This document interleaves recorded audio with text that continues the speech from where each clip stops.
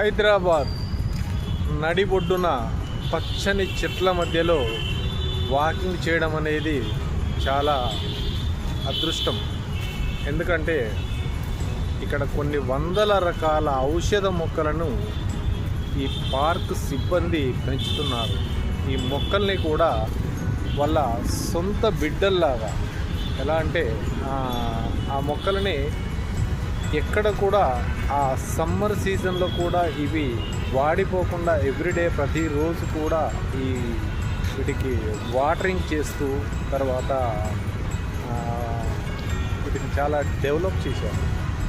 తర్వాత మనం కూడా హైదరాబాద్ సిటీలో ప్రతి ఒక్కరు కూడా ఏసీ గదుల్లో ఒక న్యాచురల్ గాలి తగలని ప్లేస్లో ఉండి మనం 12-13 గంటల డ్యూటీలు చేయాల్సిన పరిస్థితి వచ్చింది. కాబట్టి ప్రతి ఒక్కరం కూడా రోజుకొక గంట ఉదయం కానీ సాయంకాలం కానీ మీ వీలును బట్టి ఈ పచ్చని చెట్ల మధ్యలో ఔషధ మొక్కల మధ్యలో ఒక గంట సేపు మనం వాకింగ్ చేస్తే మనకు మంచి ఆక్సిజన్ మన బాడీకి ఇస్తుంటుంది.